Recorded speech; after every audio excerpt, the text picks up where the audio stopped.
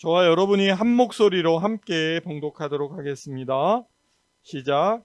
그러나 그대는 나의 가르침과 행동과 의향과 믿음과 오래 참음과 사랑과 인내를 따르며 안디옥과 이고니온과 루스드라에서 내가 겪은 박해와 고난을 함께 겪었습니다. 나는 그러한 박해를 견디어냈고 주님께서는 그 모든 박해에서 나를 건져내셨습니다. 그리스도 예수 안에서 경건하게 살려고 하는 사람은 모두 박해를 받을 것입니다. 아멘. 오늘 그리스도인의 증인이라는 제목으로 우리 강도순 목사님 말씀 증거해 주시겠습니다. 어떻게 한 주간 동안 잘 지내셨나요? 네, 저만 잘 지낸 것 같습니다. 지난주에 해외에서 큰 이슈가 있었습니다. 프랑스에 있는 중학교 교사가 바로 길거리에서 참수를 당하는 그런 사건이 있었죠. 참수가 뜻이 뭐예요? 참수, 목이 잘리는 그러한 큰 사건이 있었습니다. 사건이 발생하기 며칠 전에 이 중학교에 다니는 학생의 부모가 피해 교사의 신상과 그 이름을 SNS에 공개했다고 합니다. SNS에 공개된 이유는 이 교사가 언론의 자유에 관해 수업을 진행을 하였고 또 이슬람 또 선지자로 불리는 무하마드, 갑자기 알리가 생각나는데, 그 자료를 학생들에게 보여줬다고 합니다. 풍자된 것들을 보여주었죠. 수업을 들은 몇몇 학부모들은 그 학교에 또한 교사에게 불만을 제기하였습니다. 또한 이렇게 불만을 제기한 후 며칠이 지난 후에 그 역사 담당하는 중학교 교사인 사무엘 푸티 교사가 바로 학교 옆 길에서 살인을 당하는, 참수를 당하는 그런 사건이 있었습니다. 9시 뉴스에도 나왔던 것 같은데, 아닌가? 7시 뉴스 나왔나요? 살인을 저지른 사람은 10대입니다. 10대. 프랑스 난민으로 입국한 소년이었습니다. 살인을 저지른 후에 그는 도망가지 않고 현장에 있다가 경찰의 총에 쏴인 총에 그 자리에서 죽었다고 합니다. 이슬람의 무하마드 존재는 어떠한 비유나 풍자 같은 거에 대해서 용납하지 않고 그 사람을 보면은 즉결 이렇게 참수를, 또한 그 이슬람 교도들 사이에 또한 역적이 그렇게 된다고 합니다. 제가 이 이야기를 하는 이유는 전 세계에 여러 신들을 섬기는 각 나라들이 많이 있습니다. 예수 그리스도를 전하고자 떠나 있는 선교사님들을 다시 한번 생각해 보는 그런 시간이었습니다. 얼마나 전도하기가 어려울까? 자기 목숨을 버리기를 주저하지 아니하고 예수님을 전하는 분들이 있기에 해외의 많은 이들이 예수 그리스도를 믿게 되고, 또한 믿게 된 현지인을 또 통해서 또한 예수님의 제자들이 낳고, 또한 양육하는 일들이 일어나고, 또한 각 나라에 또한 예수 그리스도의 은혜가 퍼지는 것을 생각해 보았습니다. 저희 가정도 선교사님들을 많이 후원을 하고 있는데 더 많이 해야 되겠다. 그러면 더 많이 벌어야 되겠죠. 네. 벌고 안 벌고를 떠나서 더 많이 또 선교사님들, 어려운 선교사님들에게 후원을 해야 되겠다라는 그러한 마음을 가지게 되었습니다. 여러분들은 최근에 삶을 살면서 혹시 핍박을 받아본 적이 있으십니까? 또한 어려운 그 고난을 받아본 적이 있으십니까? 만약 그런 경험이 없다면 핍박을 받을 만한 일을 하지 않았거나 그렇게 핍박을 받는 일을 당하지 않았었을 것입니다. 그리스도인의 삶에서 핍박을 받는 것이 정상이라고 생각하십니까? 아니면 핍박이 없는 것이 정상이라고 생각하십니까? 예수님께서는 진정으로 믿는 자가 핍박을 당한다라고 우리에게 말씀합니다. 초대교회도 핍박을 당했겠죠? 오늘날의 믿는 자도 핍박을 당합니다. 그것은 피할 수가 없는 사실이죠. 저는 극동방송을 자주 듣는데 극동방송에서 그런 간증의 이야기들이 많이 나옵니다. 그 남편의 핍박이 너무 심해서 죽고 싶어 하는 그런 간증이 또 많이 들었고, 또한 그 자녀나 그 아내의 기도로 술 중독을 끊고 20년 만에 30년 만에 예수 그리스도를 믿는 남편이 있다라는 그런 간증을 저는 자주 그렇게 들었습니다. 이렇듯 우리 주위에 핍박을 받는 자도 많고 핍박을 하는 사람들도 많다는 것입니다. 이렇듯 오늘 말씀을 통해서 사도 바울도 핍박을 당합니다. 사도 바울은 그가 그리스도의 삶, 즉 예수 그리스도의 증인으로 살아가는데 많은 핍박과 고난이 있었음을 성경을 통해서 우리에게 말씀하고 있다는 사실입니다. 프랑스 사건을 보면서 전도자 바울을 또 다시 한번 생각해 보았습니다. 성경에서 바울을 빼놓고 논할 수는 없을 것입니다. 설교자는 사도 바울은 실로 위대한 사람이라고 할 수가 있다는 거죠. 어려운 환경과 전도할 수 없는 곳에서 바울은 자기 목숨을 담보로 예수 그리스도를 증거하였죠. 오늘 말씀은 오늘 10절 12절까지 말씀을 읽었는데 사도 바울의 제자인 디모데, 또한 사도 바울의 동역자인 디모데에게 그가 죽기에 전에 그 동역자인 디모데에게 유언과 같은 편지를 쓴 내용이죠. 디모데 전서보다 더 개인적이고 더 구체적인 신실한 사역자의 특징 및 바울의 그 회고가 담겨져 있습니다. 바울은 전도를 어떻게 해야 되는지, 말씀을 어떻게 전해야 되는지 분명히 성경을 통해서 말씀하고 있습니다. 바울을 따르는 이들에게 또한 디모데에게 이렇게 행하라라고 바울은 말하고 있습니다. 바울은 직접 몸으로 보여주었습니다. 말이 아닌 실천으로 보여줬다는 거죠. 바울은 수많은 핍박 속에서도 전도자의 사역을 모범적으로 보여주었습니다. 바울의 제자이자 동역자인 디모데에게 모범적인 사역을 보여주었죠. 이렇게 예수 그리스도를 증거하여라. 복음의 바른 진리를 보여주었고 말과 행실로 보여주었으며 예수 그리스도를 표대로 삼아 만민에게 복음을 전했고 하나님에 대한 변함없는 신앙으로 인내하며 겸손하게 이웃을 사랑하되 원수까지도 사랑하는 주의 순종함을 바울은 보여주었습니다.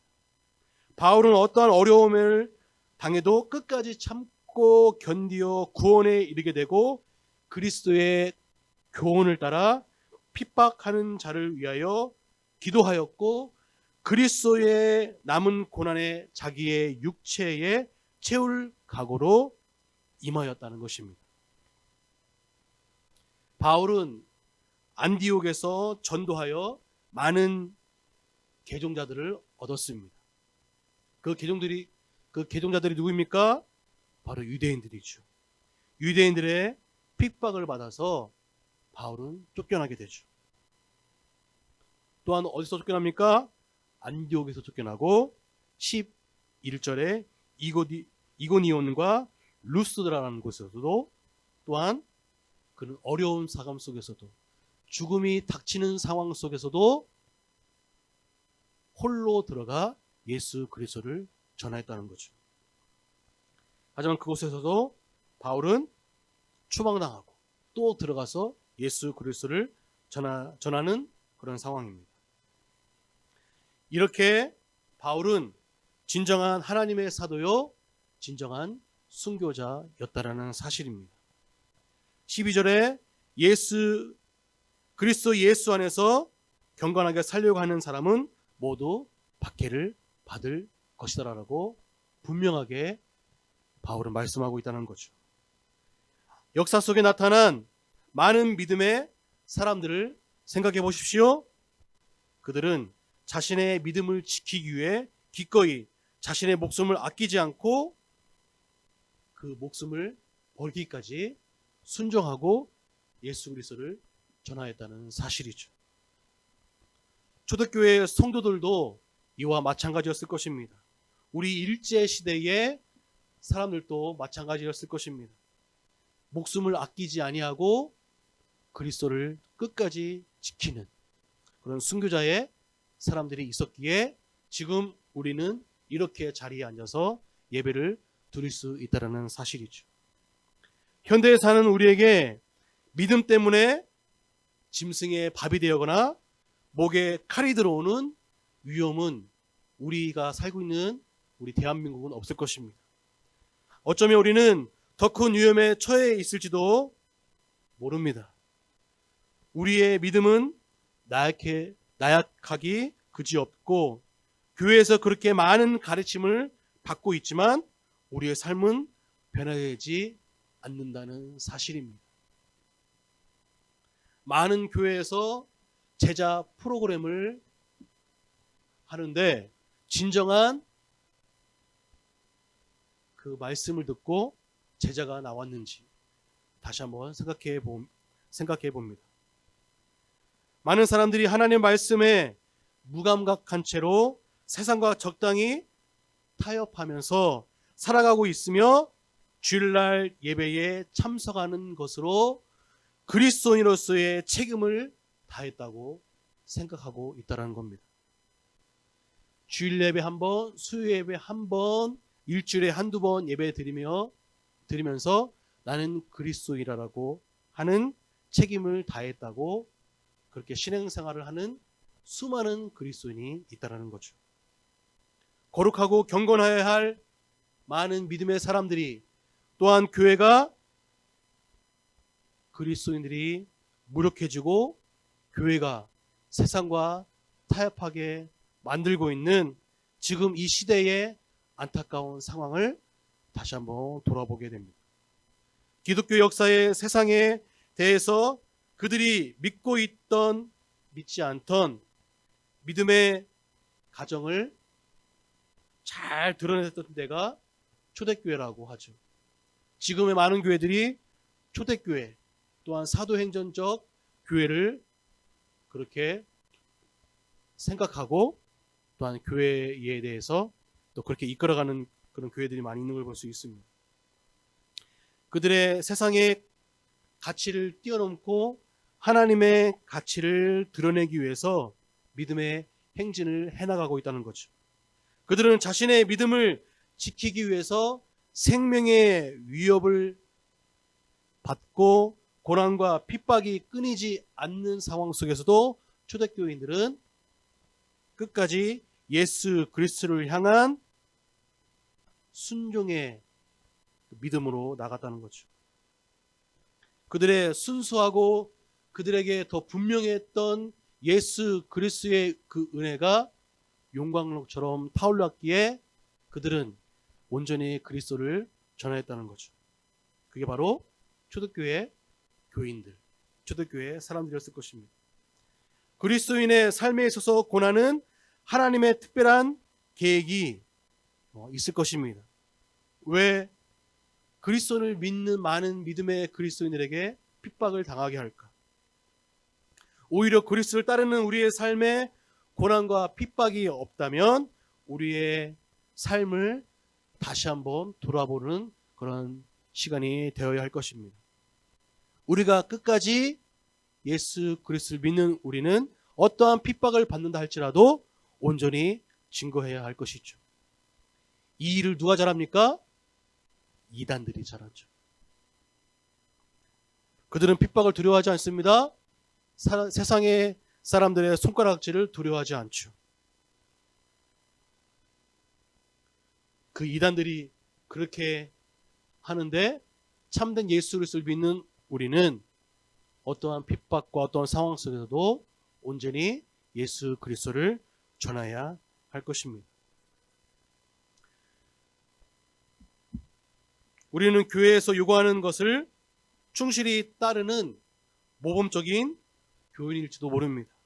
목사님이 요구하는 대로, 교회가 요구하는 대로 따르는 그런 모범적인 교인일지 모르지만, 그러나 그럼에도 우리는 초대교회와 같은 믿음의 실제를 우리는 경험하지 못했지만 하나님의 말씀은 살아계셔서 우리는 충실히 하나님의 그 일들을 온전히 감당하고 모범적인 신앙의 믿음의 사람으로서 행하여 나가야 한다고 할 것입니다. 우리는 하나님의 뜻을 모르기 때문에 나약하게 살 수도 있을 것입니다. 하나님의 뜻을 알지만 행하지 않고 있지만 우리가 알고 있는 만큼 살아가지 못하는 것에 대해서 자신의 믿음에 회의를 느끼고 있을 것입니다. 이러한 삶이 반복해서 우리는 하나님에 대한 무각한 삶을 살고 있는 자신을 보게 될 것입니다. 우리는 하나님의 말씀에 우리가 집중하고 어떠한 삶 속에서 무감각하지 아니하고 하나님의 그 음성에 귀를 기울이고 하나님을 내 삶에 변화시킬 수 있는 분이라는 고백을 항상 우리 입술 가운데 고백되어야 될 것입니다. 주님께서는 우리에게 약속하신 말씀인 너는 세상의 소금이고 빛이다라고 우리에게 말씀하고 있습니다. 너희는 나의 사랑하는 자녀다라고 또 말씀하고 있습니다. 내가 너에게 하늘과 땅의 모든 권세를 너에게 주었다. 내 안에 거하라. 그리하면 내가 너로 열매 맺는 삶을 살게 할 것이다라고 말씀하고 있죠. 하지만 우리는 영적인 불감증 안에 우리는 살아가고 있다는 거죠. 예수님은 분명하게 말씀하고 있지만 우리는 그 말씀대로 행하지 않고 있다는 거죠. 우리는 이렇듯 불감증에 살아가고 있다는 겁니다. 하나님을 향한 불신의 벽을 우리는 허물어야 한다는 것입니다. 더 이상 우리는 물러날 곳이 없습니다. 이대로 산다는 것은 그리스도인으로서의 삶이 아니라는 사실이죠. 어떠한 핍박과 박해가 우리 안에 있다 할지라도 우리는 도리어 평안한 마음으로 그리스도를 온전히 증거해야 한다는 사실입니다. 오늘날 사단은 아무런 영향력이 없는 사람에게 침투하지 않습니다. 영향력이 있는 사람에게 사단은 속삭인다는 사실이죠. 그 속삭임에 우리는 사단에 넘어가지 아니하고 그리스도의 참된 사자로 우리는 나가야 한다는 사실입니다.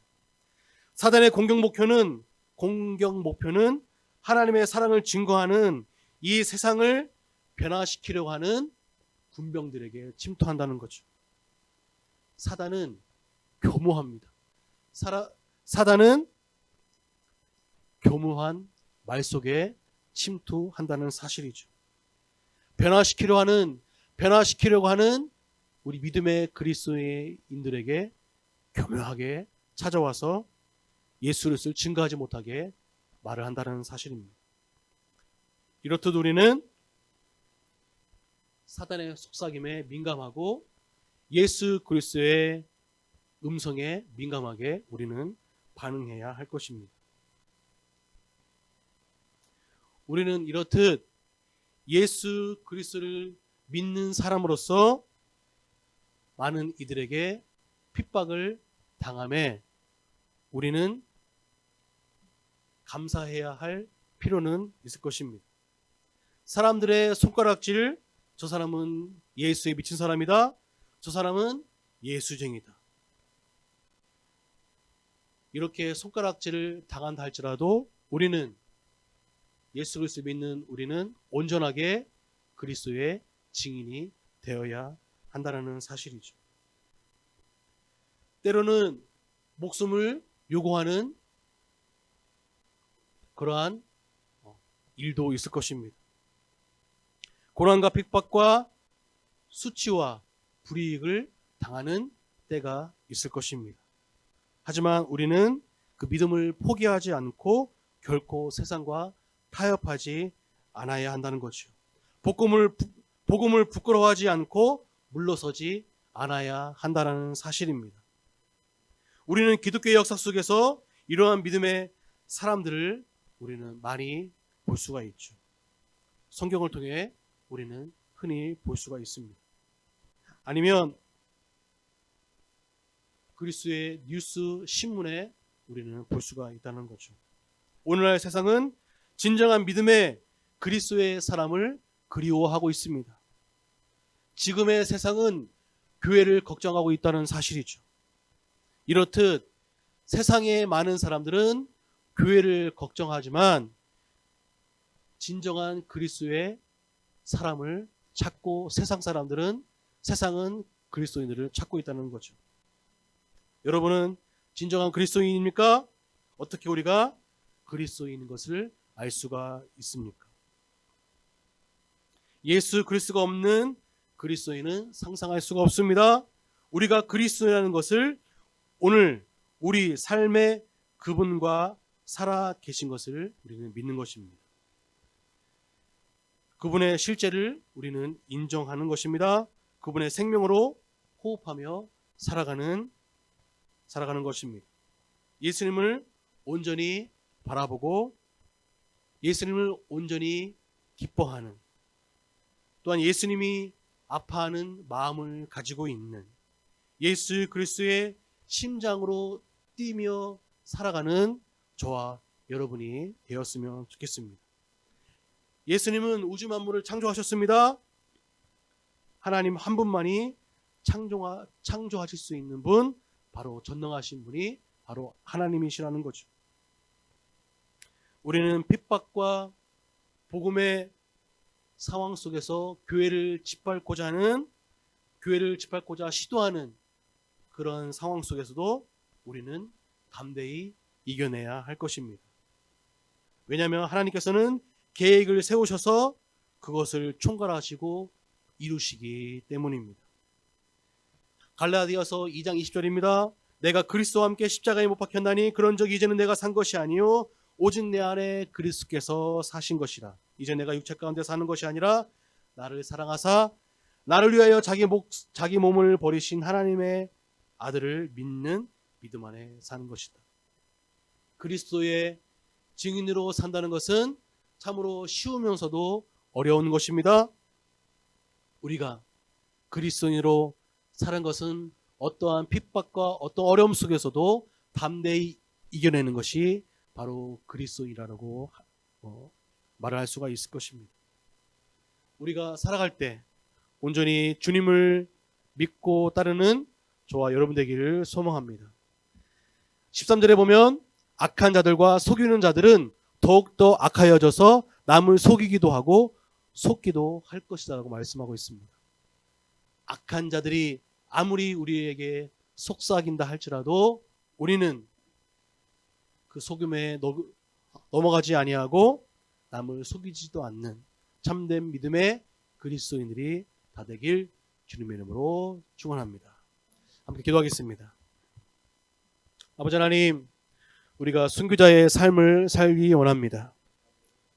어떠한 핍박과 어떠한 고난 속에서도 우리가 담대히 이겨낼 수 있는 믿음을 허락하여 주시옵소서. 세상과 타협하는 것이 아니라 사단의 속삭임에 타협하는 것이 아니라 믿음의 사람으로서의 경건한 믿음의 신앙인을 굳건히 지킬 수 있는 우리 모두 될 수 있도록 인도하여 주시옵소서. 우리가 살아가는 이유가 무엇입니까? 우리 존재의 이유가 무엇입니까? 바로 그리스도, 그 복음을 전하는 그 사명자의 삶일 것입니다. 세상이 아파할 때 우리도 함께 아파할 수 있도록 인도해 주시고, 나를 필요로 하는 내 이웃들이 있다면 그 이웃들과 함께 울어줄 수 있는 우리 믿음의 신앙인들이 다 되어줄 수 있도록 인도하여 주옵소서. 진정한 믿음의 사람, 그리스도인의 사람이 될 수 있도록 인도하여 주시옵소서. 사도 바울처럼 순교자의 삶을 살아갈 수 있는 우리 믿음의 공동체가 다 되어줄 수 있도록 인도하여 주시옵소서.